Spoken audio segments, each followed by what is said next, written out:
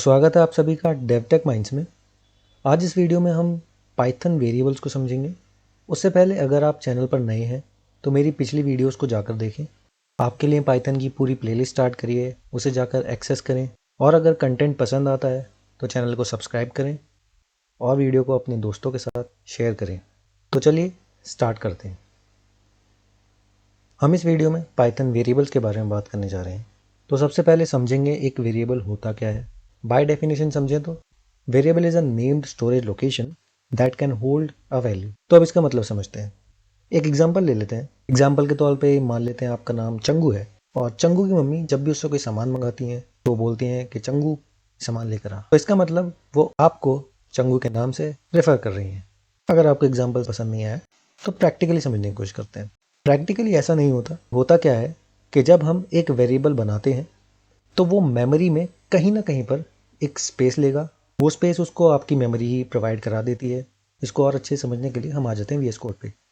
तो ये रहा हमारा पिछला प्रोग्राम जो हमने रन किया था। यहाँ पर मैं एक और फाइल बनाऊंगा जिसका नाम मैं लिखूंगा program2.py। तो यहाँ पे मान लीजिए मैं एक वेरिएबल बनाता हूँ, जैसे कि फॉर एग्जाम्पल a=45। तो ये 45 कहीं ना कहीं मेरी मेमोरी में एक स्पेस ले लेगा और इसको जब मुझे रेफ़र करना होगा तो मैं ए का इस्तेमाल करूँगा। अगर मुझे प्रिंट करना होगा तो मैं ए को प्रिंट कर सकता हूँ और 45 प्रिंट हो जाएगा। एग्जाम्पल के तौर पर प्रिंट कर लेते हैं प्रिंट ए। तो अगर मैं इस प्रोग्राम को चलाता हूँ तो आप यहाँ देख सकते हैं कि 45 आ गया है। इसका मतलब ये है कि जब मेमोरी में हमने एक वेरिएबल क्रिएट किया, उसमें हमने वैल्यू 45 डाल दी, तो उसको हम रेफ़र कर सकते हैं इस नाम के साथ जो कि हमने ए दिया है। अब ये हम कुछ भी दे सकते हैं, हम ए दे सकते हैं, बी दे सकते हैं, सी दे सकते हैं। इसके कुछ सेट ऑफ रूल्स होते हैं, उन्हें भी समझेंगे, बट फिलहाल इसी को कंटिन्यू करते हैं। और आसान भाषा में समझने के लिए मान लेते हैं कि वेरिएबल एक खाली बॉक्स है और आपके घर में बहुत सारे ऐसे बॉक्सेज हैं। आपको बॉक्स के अंदर कुछ सामान रखना है। आपने कोई भी सामान रखा, डिपेंड्स ऑन आप क्या सामान रखते हैं, आप कुछ भी रख सकते हैं उसके अंदर। और उस बॉक्स के ऊपर आपने एक स्लिप लगा दी डिस्क्राइबिंग कि उस बॉक्स के अंदर क्या सामान है। अब आपने बहुत सारे बॉक्स अपने कमरे के अंदर या अपने घर के अंदर रख रखे हैं। जब भी आपको कोई सामान चाहिए होगा, आप उस स्लिप को जो आपने लगाई हुई है आप पढ़ेंगे, देखेंगे इसके अंदर क्या सामान है और आप उसको सामान को निकालेंगे। प्रैक्टिकल एग्जांपल के तौर पर और समझिए तो कभी आप केमिस्ट शॉप पर गए हो तो केमिस्ट अपनी दुकानों में जो दवाइयों के डब्बे रखते हैं उन पे वो दवाइयों के नाम लिख लिख कर रख देते हैं। और जब भी उनको कोई दवाई चाहिए होती है वो देखते हैं कि भाई ये वाला नाम किधर है, और उसके हिसाब से वो डब्बे को खोलते हैं, दवाई निकालते हैं और आपको दे देते हैं। तो हम वेरिएबल को भी ऐसा एक बॉक्स या एक कंटेनर समझ सकते हैं जिसके अंदर हम कोई भी वैल्यू डाल सकते हैं। तो मैं आशा करता हूँ कि आप लोगों के दिमाग में ये सारी चीज़ें फिट हो गई होंगी और आपको अब वेरिएबल अच्छे से समझ आ गया होगा। अब हम बात करते हैं कि वेरिएबल के अंदर हम क्या क्या डाल सकते हैं। तो जैसे हमने एग्जांपल लिया था बॉक्स का, तो उस बॉक्स के अंदर हम क्या क्या फिट कर सकते हैं। जो भी फिट करेंगे हमने उसको एक टर्म दिया हुआ है डेटा टाइप। तो हम अलग अलग तरह के डेटा टाइप्स को हैं वो फिट कर सकते हैं। पाइथन के अंदर बहुत सारे इनबिल्ट डेटा टाइप्स हैं, जैसे कि कुछ न्यूमेरिकल डेटा टाइप्स हैं जिसमें इंटीजर्स, फ्लोटिंग पॉइंट्स और डबल्स आ जाते हैं। फिर आपके पास स्ट्रिंग्स आ जाते हैं, फिर आपके पास लिस्ट आ जाते हैं, टपल्स आ जाते हैं, डिक्शनरीज आ जाते हैं, बहुत सारे। हम इनके बारे में धीरे धीरे आने वाली वीडियोस में बात करेंगे। फिलहाल हम एग्जांपल देखेंगे कि और क्या क्या डेटा टाइप हो सकते हैं। जैसे कि अभी हमने देखा a=45, मैं b अगर 7.5 यहाँ कहूँ तो ये एक फ्लोटिंग टाइप हो जाएगा। अगर मैं c या नेम यहाँ पे चंगू लिख देता हूँ, आपका नाम, तो चंगू हो गया। ये एक स्ट्रिंग डेटा टाइप है। स्ट्रिंग को हम डबल कोटेशंस के अंदर रखते हैं। तो डबल कोटेशंस के अलावा मैं इसको सिंगल कोटेशन में भी रख सकता हूँ। तो अगर मैं यहाँ नेम 2 कर दूँ और यहाँ पे चंगू ऐसे कर दूँ, या चंगू की जगह मंगू कर देता हूँ, नेम 2 हो गया मंगू। और एक और तरीका है स्ट्रिंग्स को रखने का जो कि ट्रिपल कोटेशन। ये हम जब स्ट्रिंग के ऊपर बात करेंगे इसमें देखेंगे, फिलहाल इतना ही समझते हैं। इसके अलावा और भी डेटा टाइप्स होते हैं, जैसे कि लिस्ट होती हैं। तो अगर मैं L1 कहूँ तो हम लिस्ट इस तरीके से रख सकते हैं, जैसे कि इसके अंदर अलग अलग वेरिएबल 1 2 और लेट्स से चतुर, ये भी एक नाम हो गया। तो अलग अलग डेटा टाइप्स हम जो है लिस्ट के अंदर रख सकते हैं। तो इनको हम डिटेल में समझेंगे, अलग अलग इनबिल्ट डेटा टाइप्स को, जितने भी पाइथन में है सबको समझेंगे। बट फिलहाल हम वेरिएबल्स की बात कर रहे हैं कि वेरिएबल्स के अंदर हम ये सब चीज़ें रख सकते हैं। अब वेरिएबल का ये जो नाम मैंने रखा है, मैंने ए रखा, मैंने बी रखा, मैंने नेम रखा, नेम 2 रखा या L1 रखा, ये नाम ज़्यादातर अगर आप नाम रखेंगे तो ट्राई करें कि ऐसा नाम रखें जिससे आपको समझ में आए कि वेरिएबल के अंदर आपने डाला क्या है। जैसे कि फॉर एग्जांपल यहाँ पे मैंने नाम चंगू यूज़ किया तो मैंने इसका वेरिएबल का नाम नेम रख दिया। और जैसे यहाँ मैं लिस्ट बनाने जा रहा था तो मैंने L1 रख दिया। तो आप जब तक ऐसा नाम रखेंगे जिससे आपको समझ में आए कि उसके अंदर क्या है, तब तक आपकी चीज़ें सेंस करेंगी, वरना आप बहुत ज़्यादा कंफ्यूज हो जाएंगे और मैं नहीं चाहता कि आप कंफ्यूज हो। तो वेरिएबल को नेम करने के कुछ सेट ऑफ रूल्स हैं, उन पर बात करेंगे।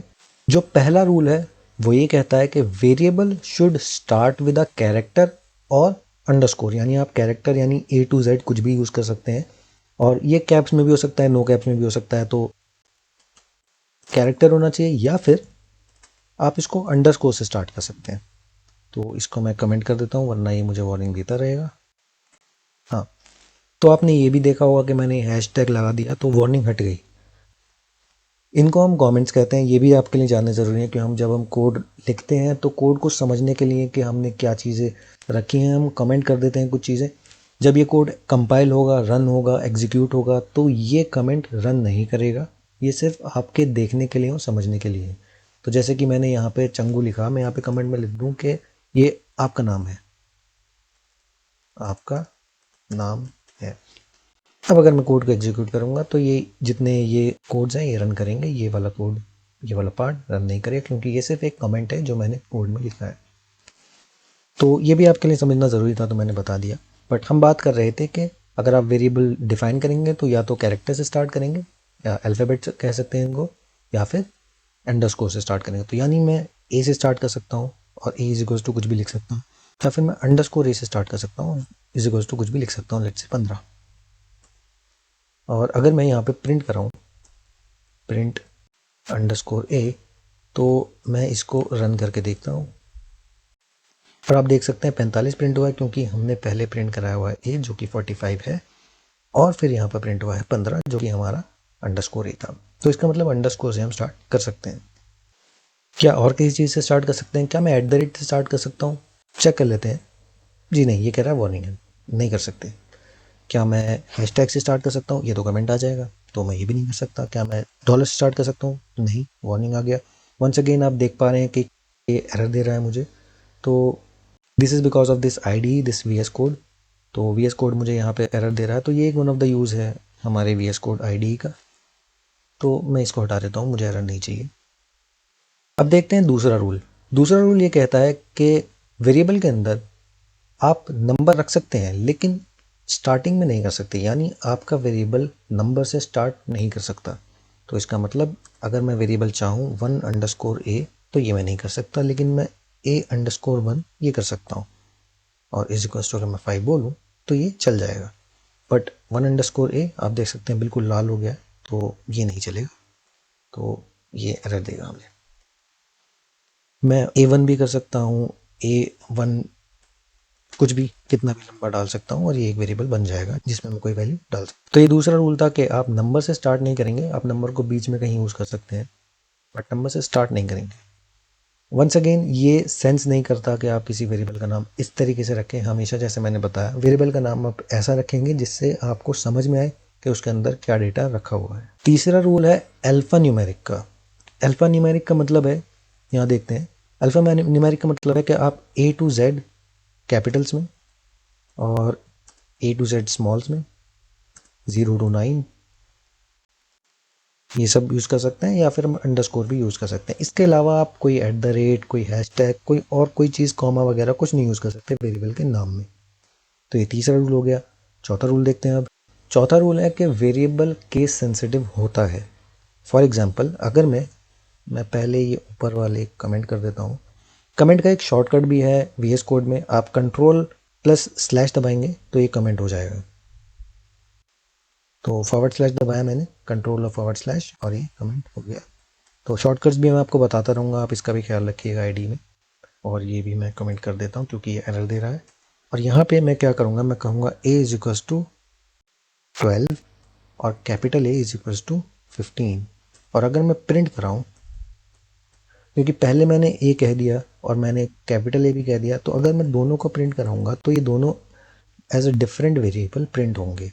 तो इसका मतलब ये है कि अगर मैं कोई भी नाम, जैसे कि फॉर एग्जांपल मैं यहाँ पे नेम लेता हूँ और मैं यहाँ पे कैपिटल N के साथ नेम लेता हूँ, और अब मैं अगर इसको प्रिंट कराता हूँ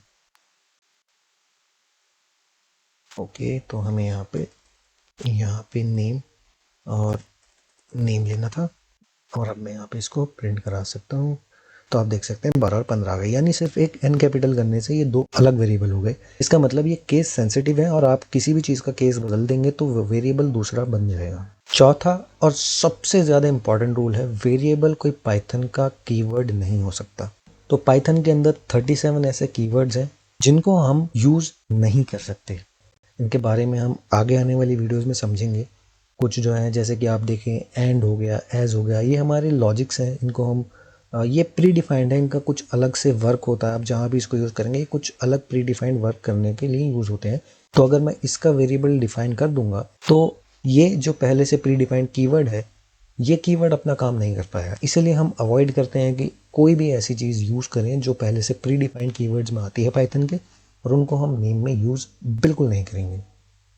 तो मैं आशा करता हूँ कि आपको वेरिएबल बहुत अच्छे से समझ आ गया होगा। आपको ये समझ में आ गया होगा कि आप वेरिएबल को नेम कैसे देंगे, और आपको ये भी समझ में आ गया होगा कि वेरिएबल की ज़रूरत हमें क्यों है। एक और चीज़ जिस पे फोकस आपको करना चाहिए, अगर आप किसी और प्रोग्रामिंग से यहाँ पर आए हैं, मान लीजिए आपने अगर पहले सी सीखी हुई है या C++ सीखी हुई है, कोई और प्रोग्रामिंग सीखी हुई है, तो वहाँ पे हमें डेटा टाइप को डिफाइन करना पड़ता है वेरिएबल के साथ। जैसे कि ये हमारा a, यहाँ पे हमने 45 की वैल्यू डाली हुई है, ये 45 क्या है ये हमें बताना पड़ेगा। लेकिन पाइथन इतनी समझदार लैंग्वेज है कि ये अपने आप समझ जाता है कि भाई ये इंटीजर है, ये यहाँ पर मैंने डाला ये स्ट्रिंग है, ये यहाँ पर मैंने डाला ये फ्लोट है। पाइथन इतनी समझदार है, वो अपने आप समझ जाता है। बट अगर सी में आते हैं तो आपको इसको डिफाइन जब करते हैं तो आपको एज एन इंटीजर डिफाइन करना पड़ेगा कि ये एक इंटीजर है। इसको एज अ फ्लोट डिफाइन करना पड़ेगा कि एक फ्लोट है।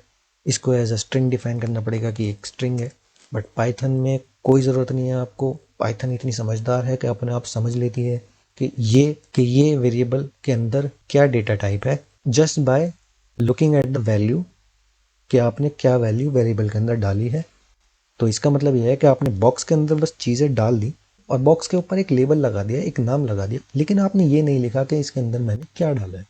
फिर भी कोई भी अगला बंदा आए तो वो समझ जाएगा कि भाई इसके अंदर, अच्छा आपने इसके अंदर क्या डाला है, मैंने खोला देखा, अच्छा ये तो इंटीजर था, अच्छा ये तो स्ट्रिंग था, वो समझ गया।